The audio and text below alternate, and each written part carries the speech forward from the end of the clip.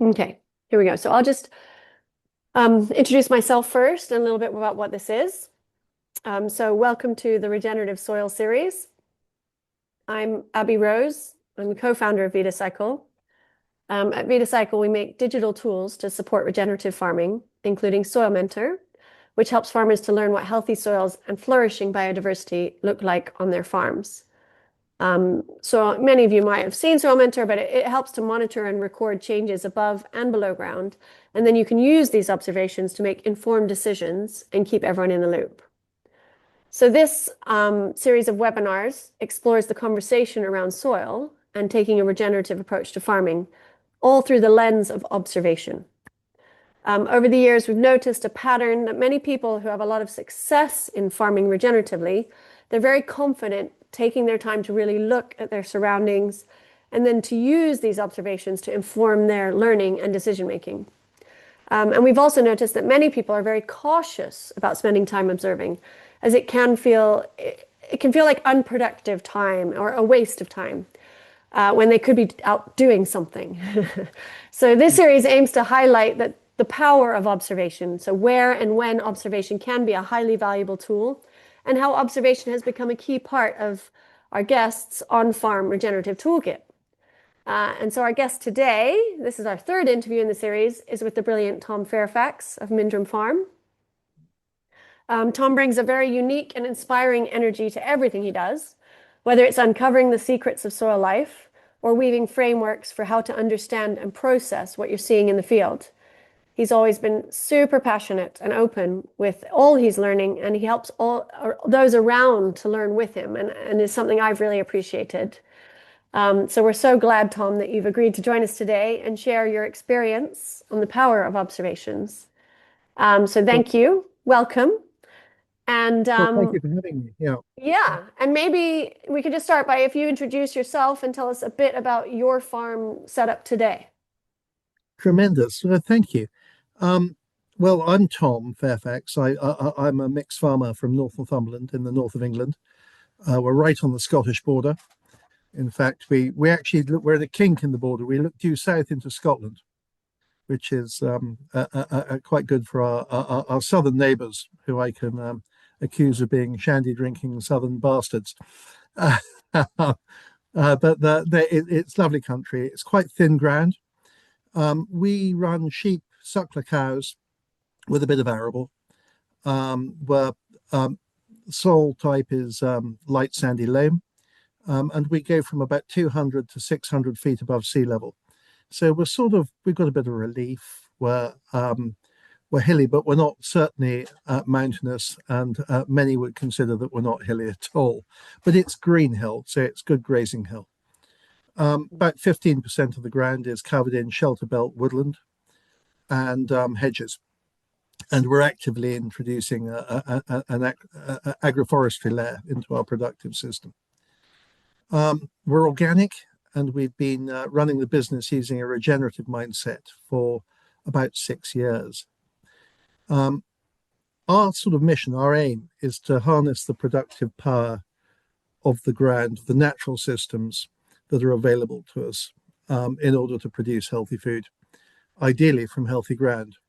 And we've learned that in order to do this carefully and effectively, we need to be tuned to the ground and the systems that support it and that it supports. So we've had to sort of retune the way that we communicate with the place. Super interesting. And actually, that's one of the things I wanted to dive into right away, really, is a little while ago you shared what you called your Mindrum knowledge ecosystem, which I loved. And in that, you kind of outlined the many different, I think you called it ways of knowing, Mm. and how you thread them all together in a tapestry. So maybe you could tell me a little bit. I know it's very comprehensive, and we can send a link to the actual article about it, because I think for some people they'd probably like to see all of it.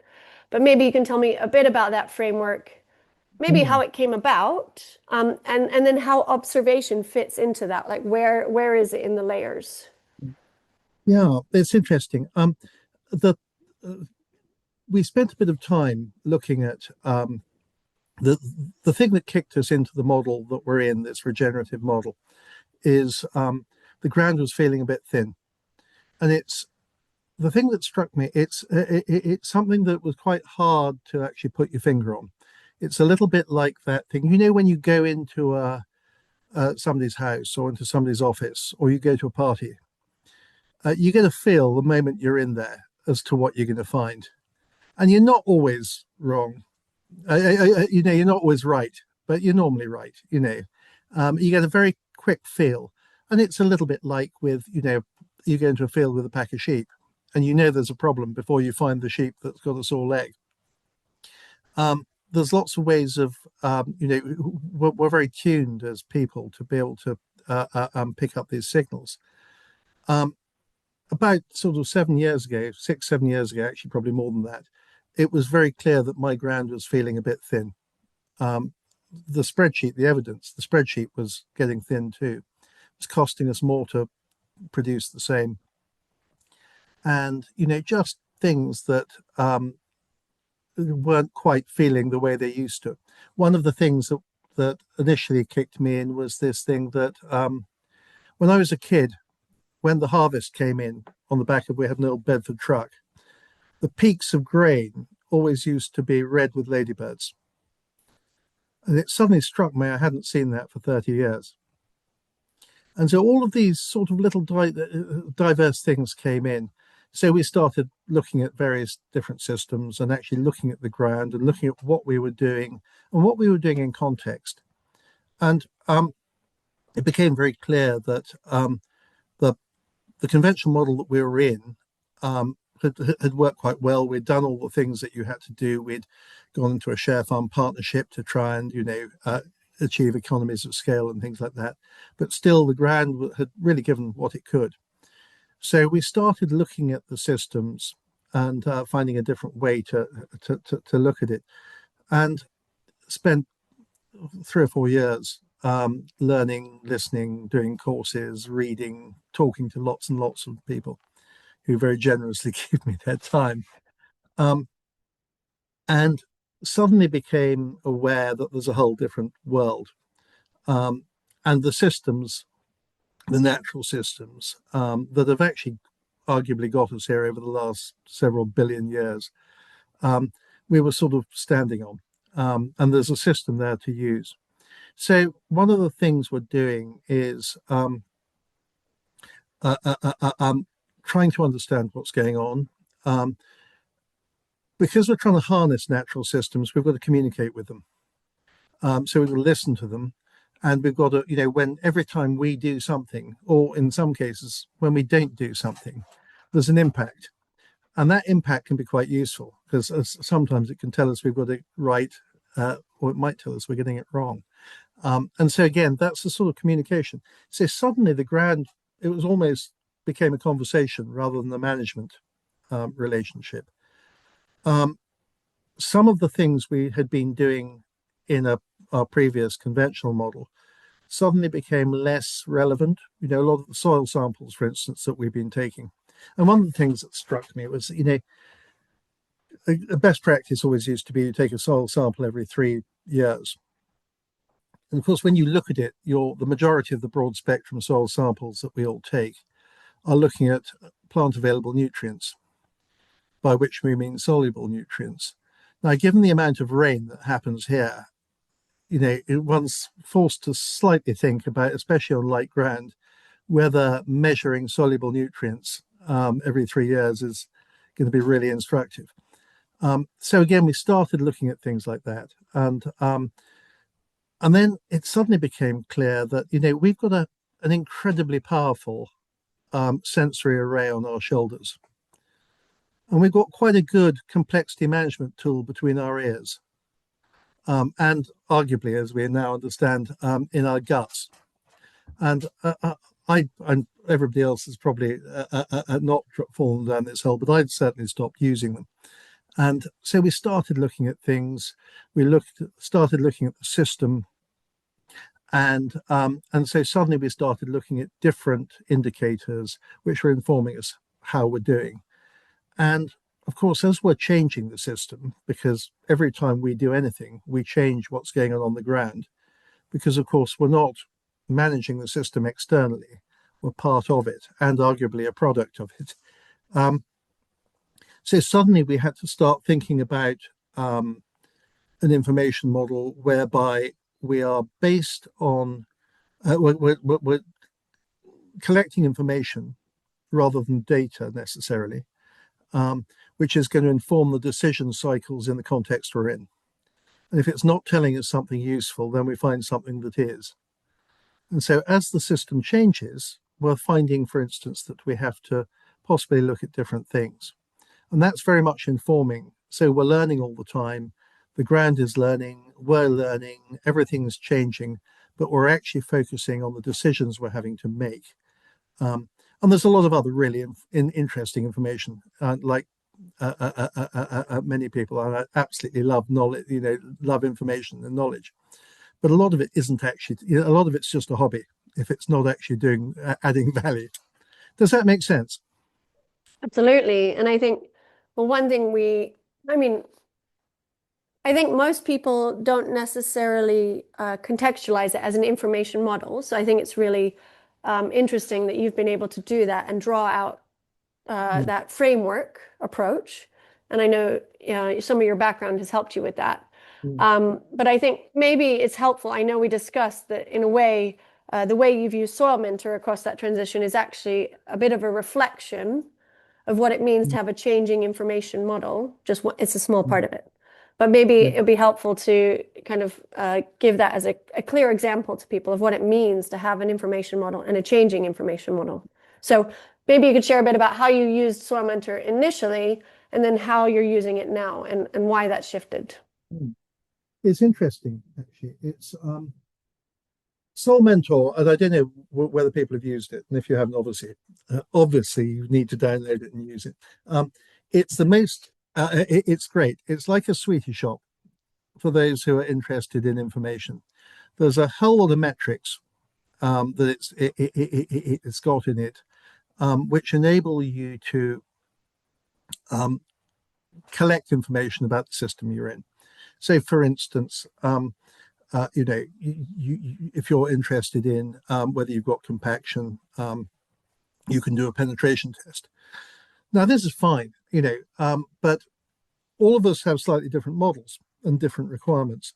So, for instance, if in some models, to do a penetration test, you need a penetrometer. Now, I haven't got a penetrometer, and I'm not going to buy one either. I have, in a weak moment, tried to make one, and it was a complete waste of time. Um, but the um, but the lovely thing about the Soil Mentor model is that so you can either use, if you're particularly interested in having a penetrometer and the level of sensitivity of data that it gives you is useful and informs your decision model, that's absolutely fine. But there are other ways you can do it. For many of us, you can use an electric fence post, and you can actually record the ease with which it goes into the ground, which is great for surface compaction. Or for those of us who wander around with a spade, which I think a lot of us do in this sort of sense, you can actually just record the ease with which your spade goes into the ground. And the lovely thing is it gives you a structure, so it's a consistent structure, which is probably appropriate. So you find the model which is appropriate to the system and to the requirement that you need. So, you actually look at what you need. We're finding that to start with, it was really powerful because looking at the entire shelf, the shop shelf in Soil Mentor, it gives you an incredible view of the sort of things that you can look at.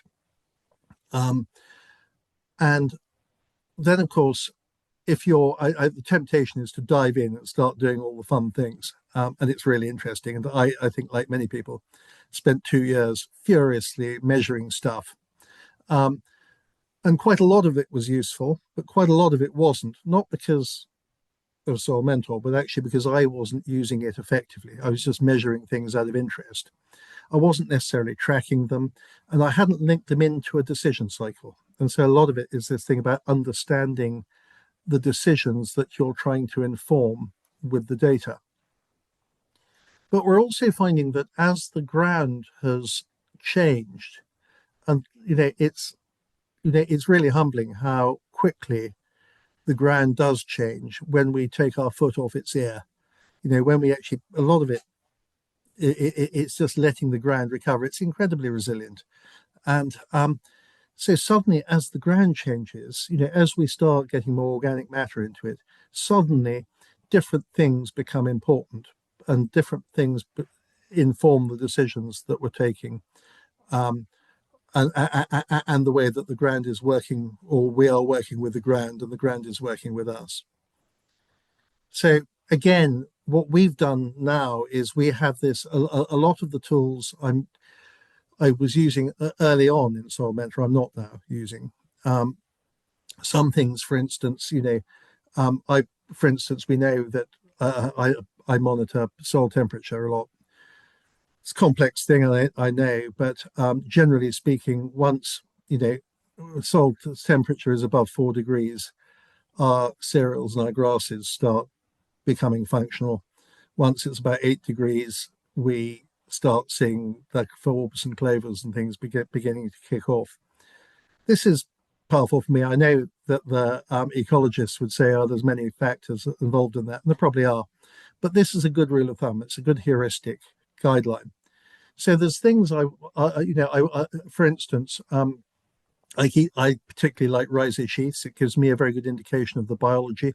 I'm very interested in biology, and I'm trying to nutrient cycle where I can. And of course, rhizome sheaths are a very good indication of that, because you're looking at you're looking at the result of biological action. Once I know that I've got rhizome sheaths in a particular field and it's cooking on gas, unless something has really changed, I can sort of run with that. And then I might start looking as we get later into the system at, I do a lot of work with bricks, which of course is a relative judgment, because of course it changes all the time. And so you're comparing the bricks of your target species with your weeds, and seeing if there's a difference. And if your weeds are cooking on gas and your wheat isn't, it's a pretty good indication that you've created ground which is suitable for growing weeds, which I had been doing.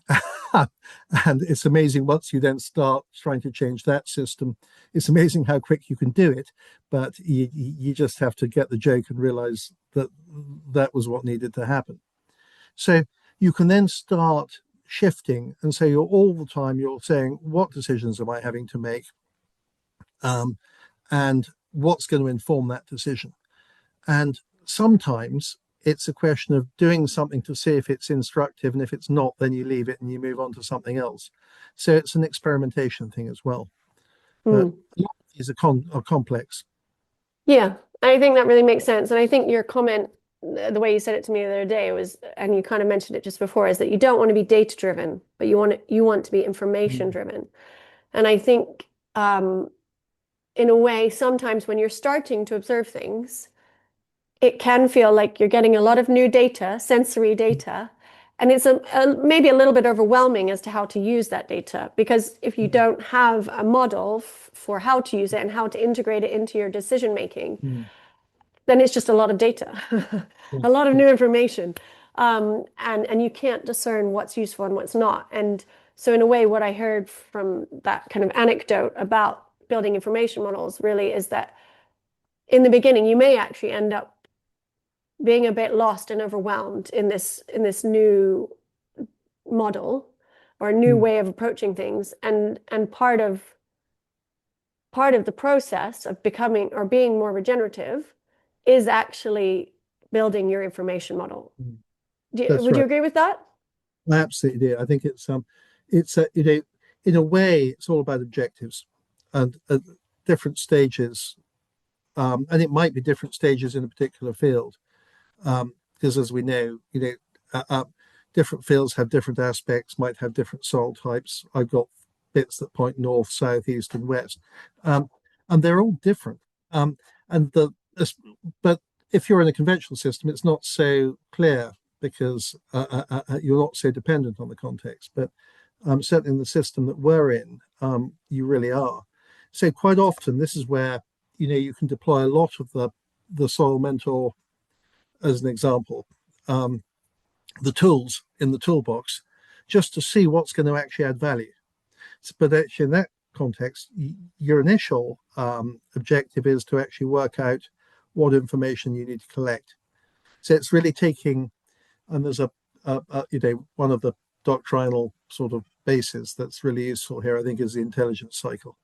It's working out what data we're collecting. And in a way, we're tempted to start collecting data and then see what we can do with it. Now, as we all know, you can do almost anything you want with data within reason. The real thing is to work out what decisions you're going to support, what information you need in order to trigger that decision, and then you work back from that direction. And okay, so I'm terrible. I have to draw it in my notebook, and once I can see it as a picture on the page, it works. But again, this is the thing. You may well have to try one or two different things to find the effective information, the data to inform the decisions. And of course, being alive to the fact that as the system changes, or the season changes, or the context changes, or it suddenly starts raining, you might have to change your model. And that's the exciting bit, is that once you start finding that your model needs to change, you can be in control of it, and you can do that. Yeah, and one thing that comes up, and I mentioned it at the very beginning, was in today's world, because we've been kind of trained to not make decisions ourselves, or kind of told we aren't capable on some level. That's kind of the underlying message. A lot of farmers don't feel confident making decisions based on their own observations yet, even if they're making the observations.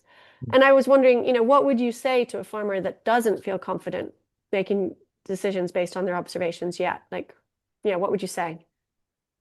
Yeah, I think we all feel that way. It's quite nice to have advice. One of the things that the system that we've all been sort of trained in has conditioned us very much to having a sort of systemic advice, which may be based on a norm, if you like, a mindset. The amazing thing about the ground and the system that we're part of is that we own the space around us, if that makes sense, the information space around us. The science is really powerful and really important, and has achieved some great things. But the magic that happens is when you enable that science with judgment, and this is, I think, the art of farming. And I think it's only my generation, it's only the last 20, 30 years. I remember things that my father used to be looking at and seeing and making judgments, because he might not have had advice in a certain area, or might not have had the science to do it. You've got to make a call. And as we all know, it may be that the research or the science isn't there, or not able to be, you can't access it, or you don't have a subscription to the journal that it's published in, or you don't, in my case, understand the damn language it's written in. And that might be notwithstanding the fact it's written in English and I still don't understand it. But so, actually it's all about what can you do. It's about, using the tools. There was a long time ago in a previous life, we were getting a lecture. I don't know what we've done something wrong anyway. And the key thesis was, you've got to use the correct tool correctly. And the wise old bird who was giving us this lecture then looked at me and he said, "And Mr. Fairfax, a fool with a tool is still a fool." And I think that, and that stuck with me for life, actually, because it's really important. We've got to be using useful things, and we've got to be doing it for the right thing, and actually challenging everything we're looking at. And that makes it fun, and it makes it interesting. And that's part of the model. And certainly in my context, we're trying to nutrient cycle. We're trying to very much engage the productive power of nature, or I say nature, the systems that we're working with, it's by definition pretty resilient. And when you think how unlikely it is that after 3 billion years, and I appreciate the first 2 billion or so we were probably um, bits of bacteria, but certainly the amount of time that we have got behind us, how unlikely it is that we actually are here. And clearly we are here, although I know there's some philosophical arguments about that. But, you know, it's a very, very resilient system. And all we've got to do is engage that. And I think that that's really powerful, but we do need to listen to it. Yeah, absolutely. And I was wondering, now that your system is more complex and you're working with it, and you're responding to observations rather than often I call like the farming before was farming by recipe. Mm. You're fulfilling on actions that were required. Um, I'd love to hear a little bit like, what does your day to day look like? Like, do you go out and walk around the field, have a look, take photo? What does it look like compared to how it looked before? Or maybe people who are part of your team, how has that changed for them too? Could you say a Mm. bit about that? Yeah, I think a lot of it is, but of course, it, you're absolutely right. It's what does it look like? But it's also what does it feel like and what does it smell like? Interestingly, my mother, who still lives on the farm, um, mentioned about a year ago, and she was out walking, and she noticed she came up and said, the farm feels very different underfoot. It's just the ground, how much, how hard it is. And I think that was in the summer. We certainly noticed that the place is more weatherproof. So, you know, when it's wet, it carries the wet better. When it's dry, it actually still carries the wet better, if that makes sense. That dreaded spring we had last year where it was really, really dry up here. And, uh, you you'd go out in the morning and you'd always get wet feet. And I think we were farming dew actually a lot of the time rather than rain, but it was clearly working somehow. Um, so there's lots of things. It's being live to it's again we mentioned this thing about having the senses and the smells and the sounds and you know a lot of the one of the challenges I've always found is that a lot of the science that we look at, which is absolutely brilliant, but is very reductionist, and that's absolutely fine if that's your objective. But trying to get rid of the confounding factors. The trouble is, as farmers, we exist in a world of confounding factors, so we need to be able to manage the damn things. And actually, in a way, you can manage so long as you have confidence that you can see, for instance, a black box. You can look at the inputs, you can look at the outputs, and actually one day we might be able to understand what's going on in the middle. And there might be some absolutely brilliantly brainy scientist working out what's going on in the middle. And that's absolutely fine. And I'd love to hear about it when it comes.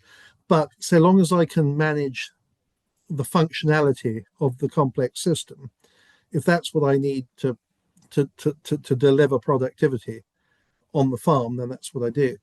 So a lot of it, for instance, is things that we do a bit of weed reading, which again, my dad used to do.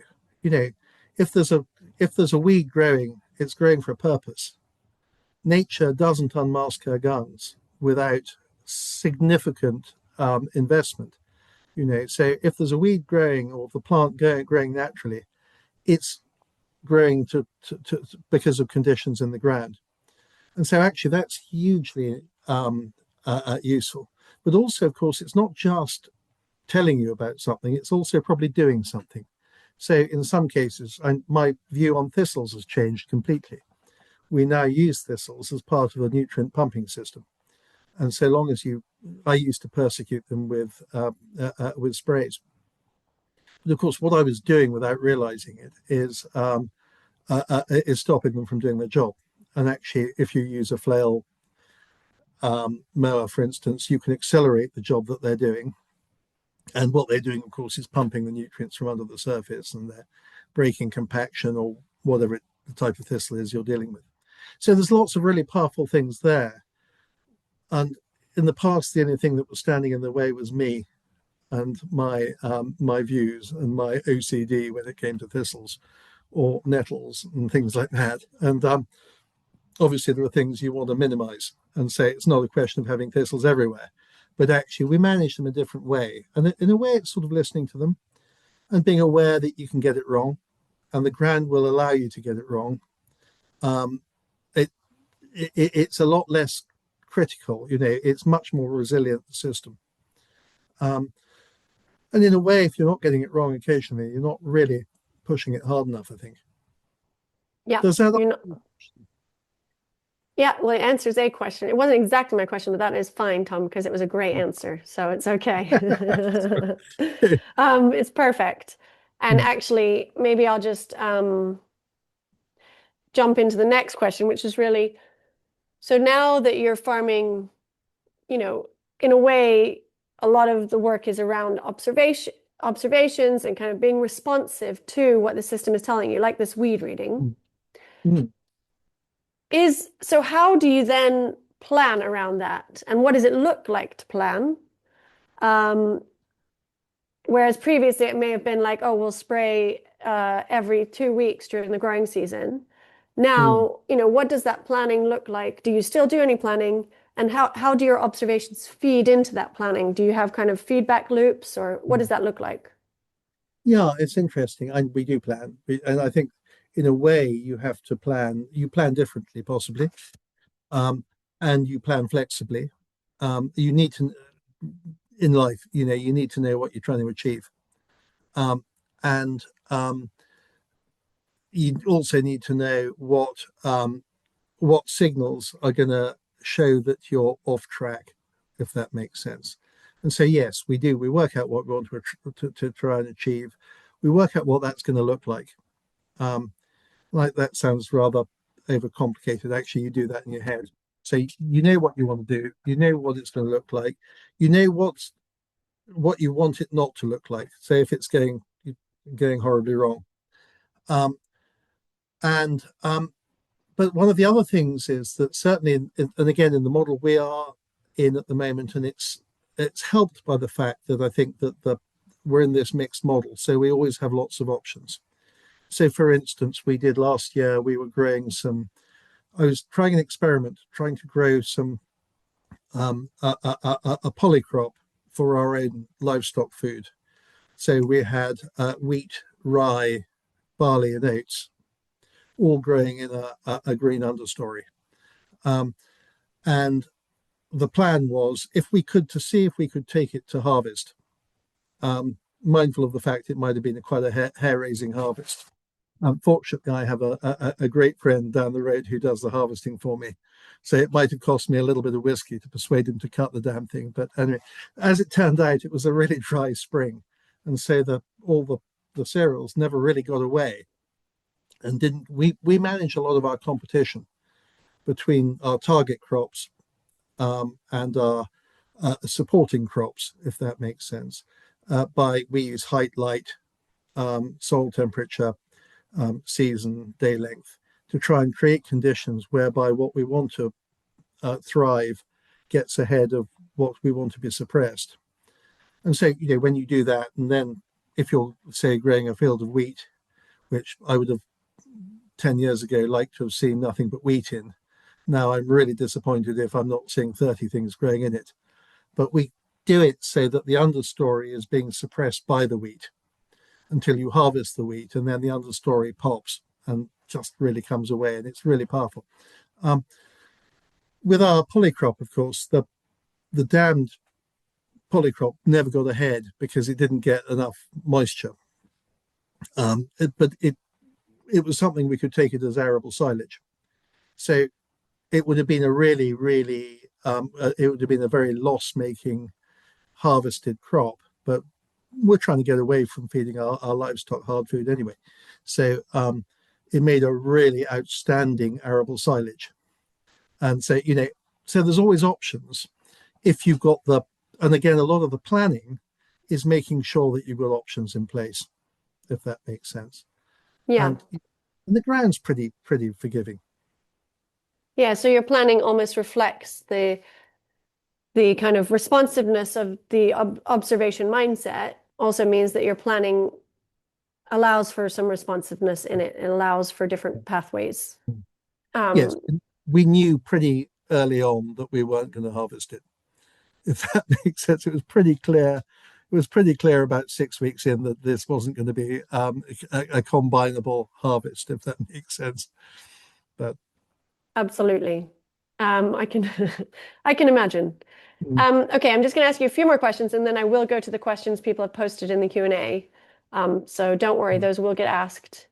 Um, I was wondering, how I think you said that you spent, it's taking you 6 or 7 years on this journey so far, and that you spent the first year and a half or 2 years really diving into reading and listening to people and visiting people. And mm. um, so I'm curious, how did you develop the ability to observe and build this decision-making framework, or and who or what has been most important for that learning? Um, Yeah, a long time ago, when I was a little freshly scrubbed pink young creature straight out of school, I joined the army, and I was a recce soldier. So I've always been interested in information and this whole piece. And so that's created conditions, and it's also given me quite a few tools. The lovely thing, and for those who've been through that process, you get given some really good tools, which are life-changing tools for dealing with complexity. And of course, the lovely thing about farming, certainly in this sort of model, is it's all about managing complexity and change. So I was aware of that. The we really kicked into this model about 7 years ago, but we'd been looking at the challenge for several years before that. So again, I was sitting there thinking, what's going to happen? And there was this moment where I was sitting there thinking, as I was looking at this, thinking about how the business was going to develop going forward. And my son at the time, who's currently at university learning to farm, has always been absolutely mad keen on farming. And I was sitting there. Actually, what I was doing was I was sitting on the side of the hill, thinking how I was going to tell this 10-year-old that there wasn't going to be a business for him to take over, and was feeling pretty sort of bloody about the fact that it had gone down on my watch.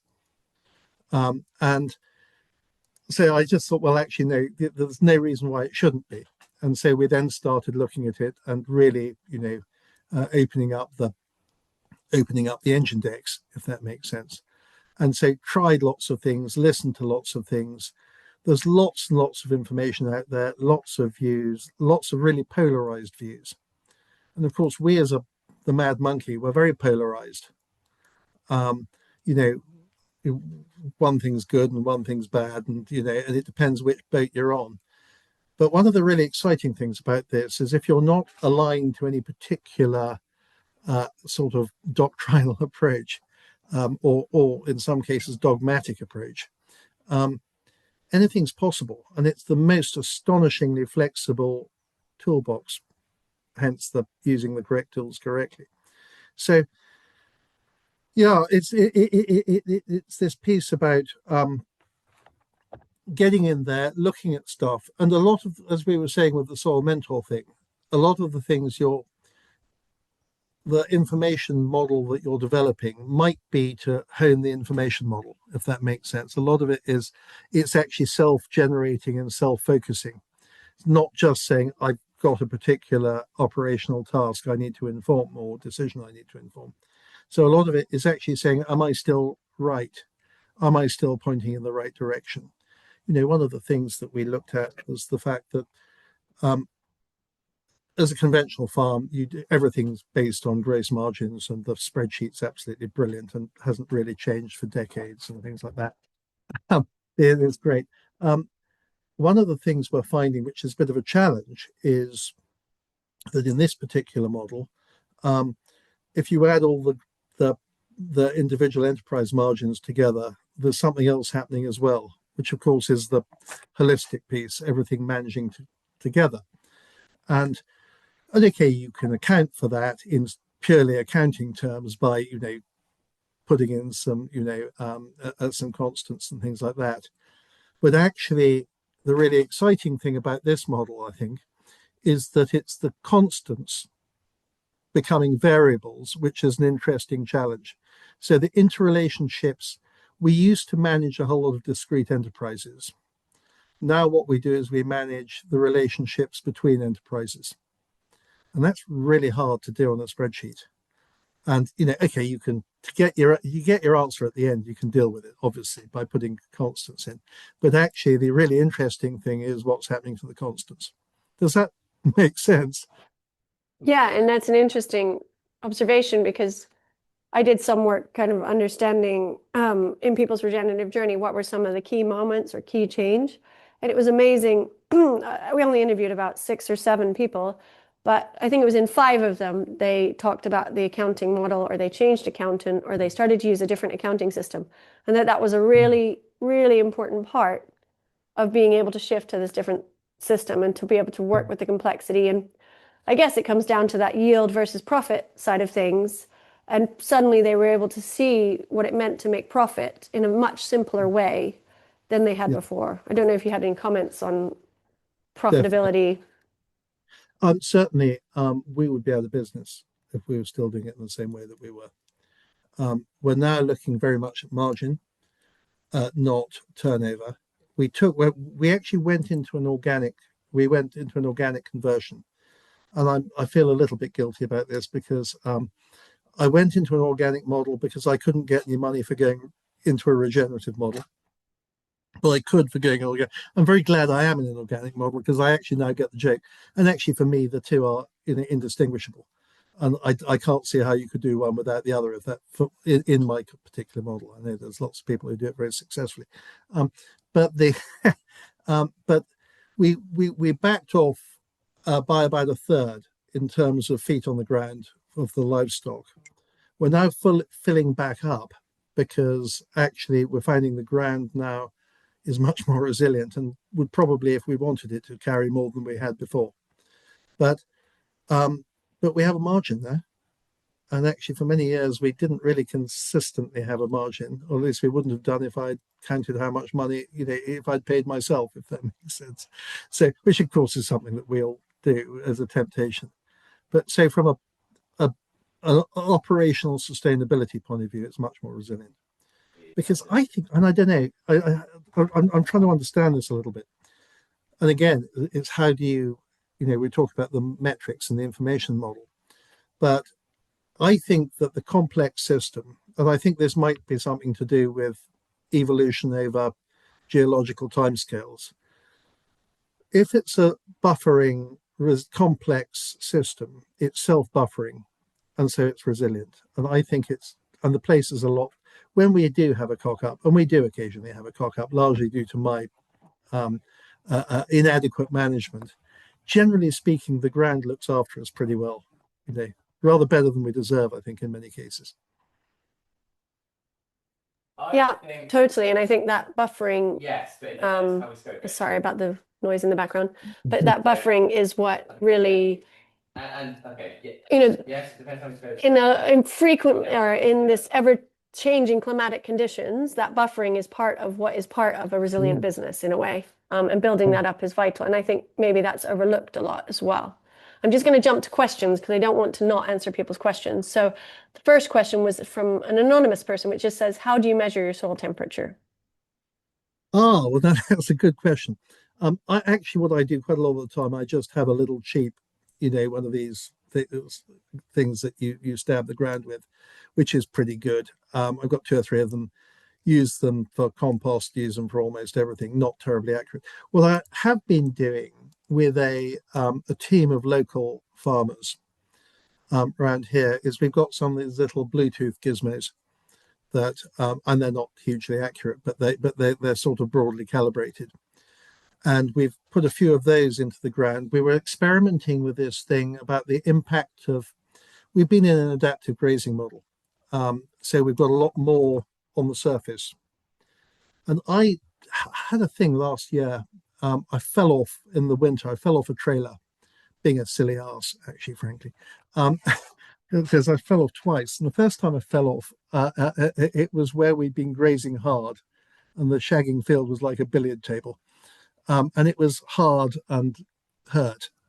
The second time I fell off was, and to show how stupid I am, it was about 45 seconds later, was the other side of a fence where we'd been adaptive grazing, and we had about 4 or 5 inches of surface vegetation of sward on top, and my hand went into the surface.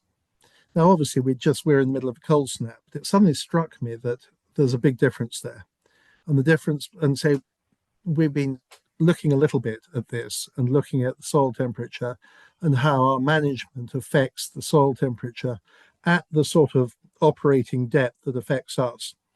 And having, for instance, in this particular context, my exam question was, what effect is having this thick grass on the surface or deep grass on the surface having? And the difference was 6 degrees in the long grass and 2 degrees below in the short grass. Which actually, and again, there'll be ecologists who can tell me the real magic there, but that's got to have a productive impact on the ground. I know there's lots of other things like day length and stuff like that. So the answer is we do it.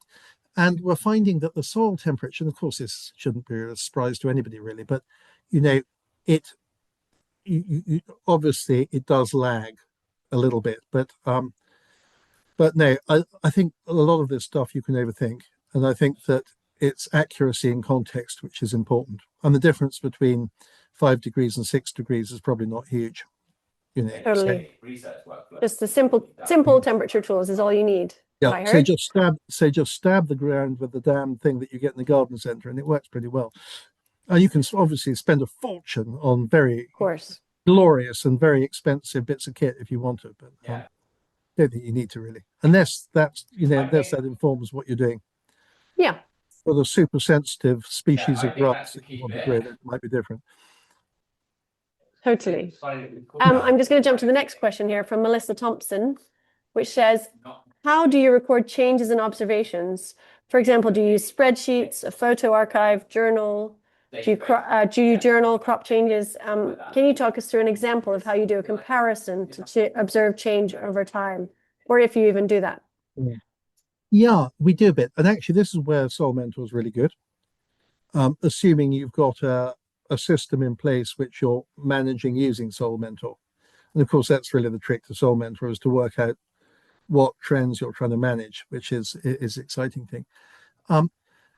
To start with, it was a lot on Soil Mentor and spreadsheets. I had a number of things. I'm now doing quite a lot of collecting rich data, because a lot of the things we're looking at, actually, I'm finding that it's less important to have the detailed focus metrics are fine and they're quite interesting.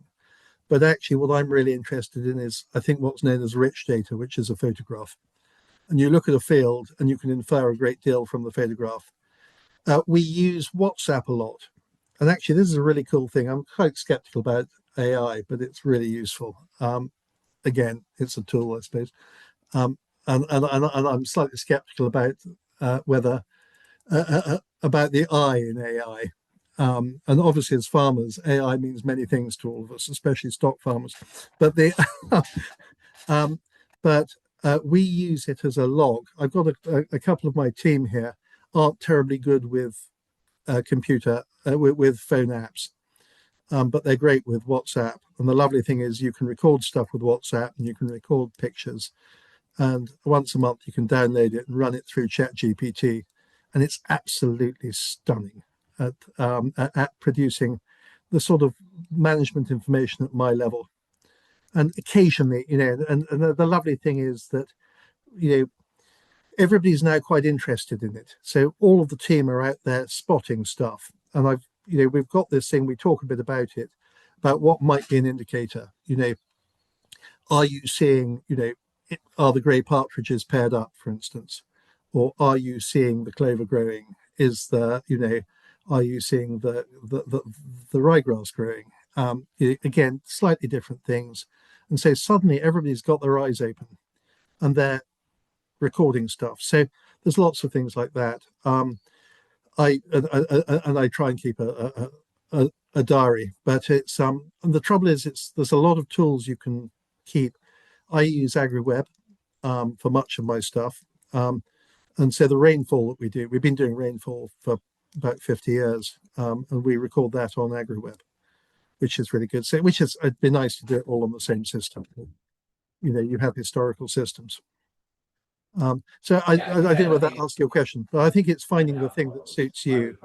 But I think Mhm. that WhatsApp is really cool unless you hate WhatsApp, in which case, Totally. No, that's perfect. The next question is from Paul Clark. What were some of your big decisions early on that made real noticeable differences? And what information helped you form those decisions? Do you have an example of one or two early on big decisions? And what did you use to inform those decisions? really interesting question, actually. One of the things I spent a lot of time doing very early on, in terms of big decisions, was how I use biology. And what we're doing is because we're trying to deliver a nutrient cycling model. So a lot of that is, and for those who are in it, will forgive me, but having spent all my time doing broad spectrum, as we said earlier, measuring soluble nutrients, we were doing a little bit of work where suddenly we started. The ground was becoming a bit more functional. We were doing the broad spectrum tests and finding there was nothing in the ground, but we were doing the sap samples and finding that the plants were getting it from somewhere. I was doing a bit of work on biology, and so clearly we were doing that.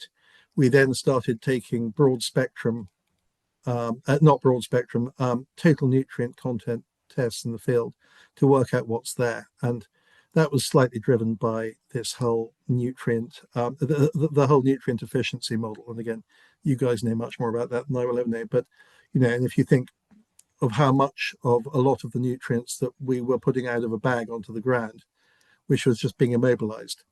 And of course, it's the biology that does that. And so I was doing some training, and there was lots of chat about the sort of thing. We were putting on lots of compost teas and spending quite a lot of effort on that. And I wasn't finding it was making an impact.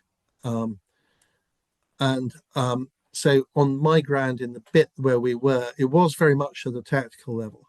So, for instance, now what we do is we use a lot of the biology, so a lot of compost teas and compost extracts and vermicast. We use as a tactical intervention rather than spreading it. I compost the farmyard manure and we put that on the field, largely because it goes on nice and easily. And it does a good job. But so we'll use biology as a seed treatment. But again, what prompted that was the fact that we weren't seeing it. We were looking at it. A bit of the training I'd done with the Soil Food Web, which was actually looking at the, bang in the soil on a microscope and actually looking to see what goes on. There's a lot of stuff, there's a lot of snake oil, there's a lot of, silver bullets flying around. But actually, all of these things you need to be looking at to see if they are effective. And so from that point of view, it was so really, I suppose early on, it was how we understood on this ground, and I'm not saying it worked the same way on every ground, but how on this ground it worked. And again, that was just by looking at it, but also this feel, that sense, you get a sense that something's not quite working the way you're expecting it to. So again, that was, but lots of drivers there and a bit of judgment and a certain amount of experimentation. Totally. I have one last question for you, and then we'll finish up here. But this is again from Melissa Thompson. She says, complexity is uncomfortable for many farmers. How can we ease them into feeling more secure with complexity to help them on their journey? I think that's a really good question. It's a really good observation, actually. It is uncomfortable, but actually, it's only temporarily uncomfortable. It's only because we've got used to having people making decisions for us. we are complex beasts, and I think that we're part of the thing. I think part of it is we've got to accept that we might get it wrong. And actually, in a way, if we're trying to get it right all the time, um, then the whole risk model changes. But I think we need to embrace complexity, and I think if we're not seeing complexity, it's just that we haven't seen it. I think it's certainly in this model. If we're not seeing complexity and we haven't got a complex model, actually we have, but it's just doing it without us being part of the conversation. Yep. Apart from anything else, actually, if you look at a lot of the people who are in this particular approach and this particular stream, there's a lot of farmers at the moment who aren't having a very good time. And okay, there's a lot of pressure and a lot of headwinds, and we obviously spend quite a lot of time complaining and chewing our gums and being cross with all sorts of people and institutions. But actually, most people in the regenerative mindset are, are enjoying it. And there's only so much time between now and when we're dead. We don't know how long that's going to be, but we don't want to waste any of it by not having fun. So I think I think the complexity is part of that. I think we've actually got to step forward and embrace it, because we've got all the tools to do that. And I think it's what makes it fun. Yeah, I would agree with that. And I think one of the things I'm always talking about embracing complexity as well. And I think one of the things I've kind of seen of the people who do it best are the people who, not to bang on about it, but who build that information model that allows them to kind of, it's not manage the complexity, but work with it or see when it's kind of going slightly in the wrong direction, or because obviously businesses need to operate year after year, and you have to have a certain amount of guaranteed outcomes for a business not to go under.